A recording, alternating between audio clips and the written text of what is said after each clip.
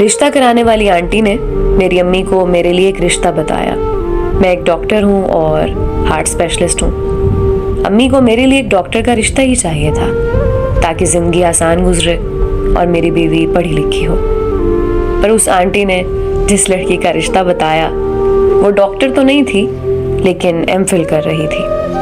میں نے والدہ سے کہا کہ چلیں دیکھ آتے ہیں, شاید لڑکی اچھی ہو.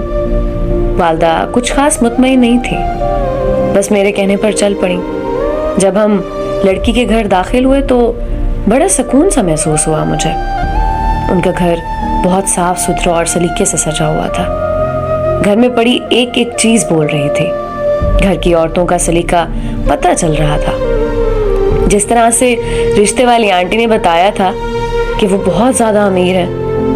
بہت امیر تو نہیں لگ رہے تھے, گھر میں نارمل سا فرنیچر تھا, لیکن گھر بہت کرینے سے سجا ہوا تھا.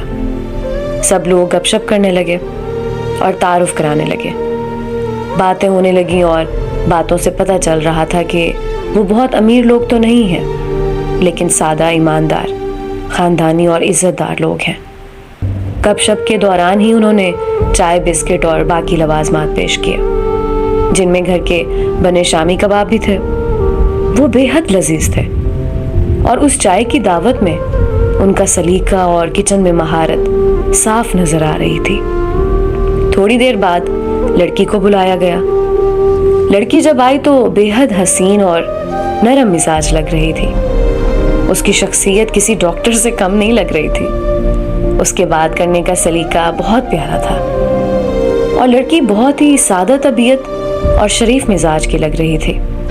میری والدہ نے کچھ دیر بات کی لڑکی سے اور مزید کچھ گپ شپ کے بعد ہم اٹھ کھڑے ہوئے اور ان سے کہا کہ انشاءاللہ بہت جلد آپ کو بتائیں گے اور آپ ہمارے گھر بھی تشریف لائیے گا.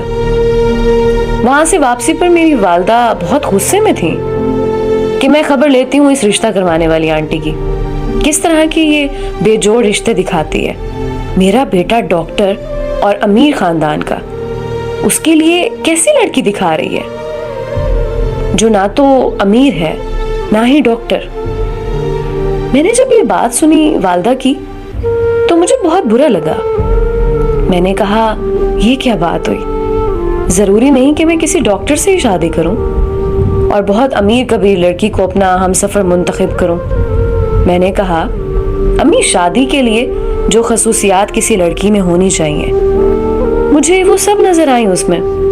وہ لوگ بہت ہی عزت دار تھے اور خاندانی لگ رہے تھے, اور سب سے بڑھ کر ان کے گھر میں سکون اور سلیقہ تھا جو کسی بھی انسان کو اپنے سسرال اور ہم سفر سے چاہیے ہوتا ہے. میں کیا کروں گا ایک ڈاکٹر سے شادی کر کے اگر اس میں یہ سب سلیقہ ہی نہیں ہوگا. امی, گھر تو عورت کے سلیقے اور ایمانداری سے چلتے ہیں نہ کہ کسی ڈگری سے. میری والدہ نے بہت بحث کی, لیکن میں نے ان کو سمجھایا کہ شادی میں نے کرنی ہے تو میری رضا بھی پوچھنی چاہیے. خیر, بہت سمجھانے کے بعد, بہت سوچ بچار کے بعد آخر میرا اس گھر میں رشتہ ہو ہی گیا اور میں بہت خوش تھا.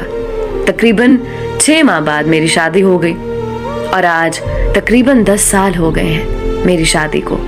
ہمارے 2 بچے ہیں اور میں اپنی بیوی کے ساتھ بہت خوش ہوں.